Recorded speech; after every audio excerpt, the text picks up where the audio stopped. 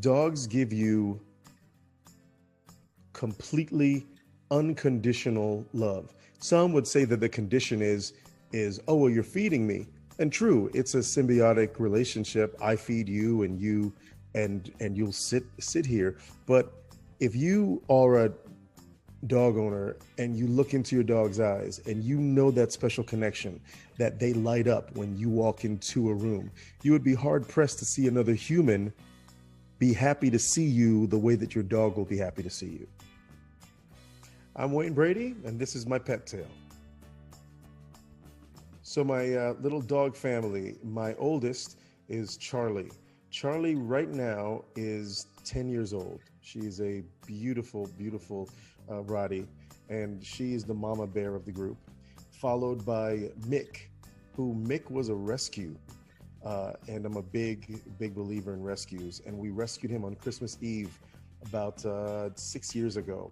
And Mick is a Bichon Frise, and to look at him, his fur is so beautiful and he's so puffy and fluffy.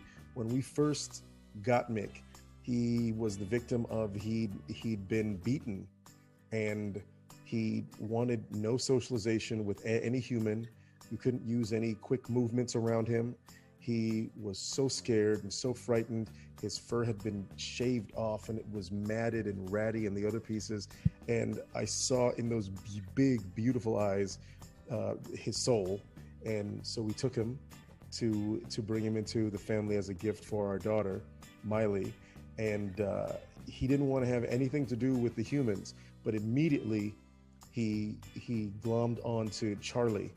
And when I tell you that the two of them are inseparable, wherever one goes, the other one goes. Charlie will sleep, Mick sleeps on her. He always makes sure that one of his paws is touching her at all times.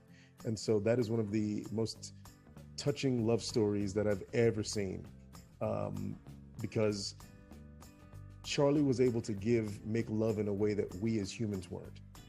Next is my little buddy Fatty, who is not quite so little.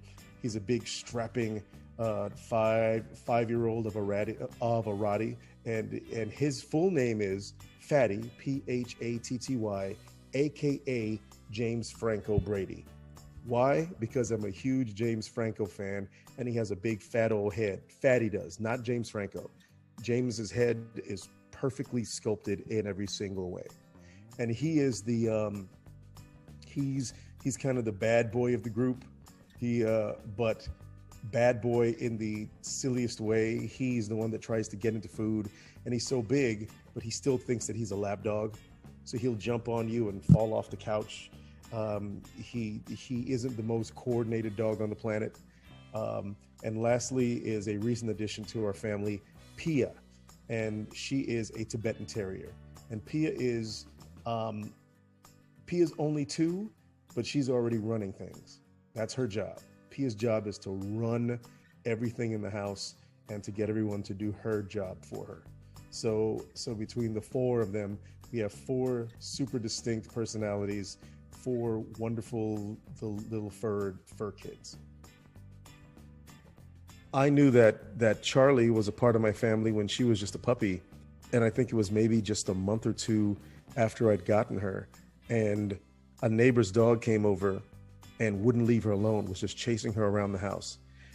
I saw her make the decision to climb up on a stool and to be as quiet as she could and escape the other dog, and she was watching the other dog run around. And then when she looked up and she saw me, I swear that she smiled, and it was this conspiratorial thing of, you know that I know that he knows that I'm not up here.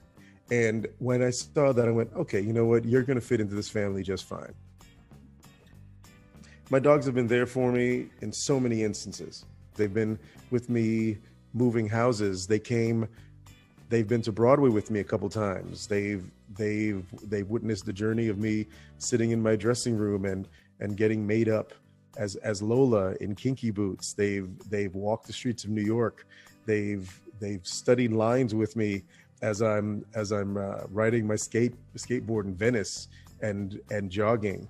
They've been there when I've been injured and feeling like crap and in pain. They've been the ones that have laid a head on my shoulder and a head on my lap and looked at me like, we can't fix you, but we can be here. So I know that my dogs are always there for me. They all love to go on drives with me, and sometimes I'll strap them all in so that it's myself and three dogs driving, and they're just enjoying the sunshine. I've got the windows open, their heads are out, and they are buckled in safely. That, I think, is one of the coolest things.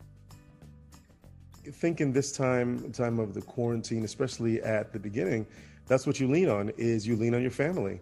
That's what times like this are for. Especially when you have to isolate. If you can isolate with the people that you love and that know you, then that's a win.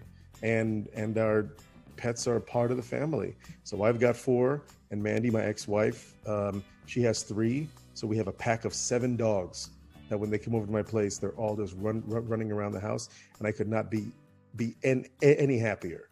I think that when all 7 are here, that is the pinnacle of my dog happiness. I think my pets have made my life better just by being in my life, just by being a source of reassurance when you're in a bad mood, a friendly face to come home to.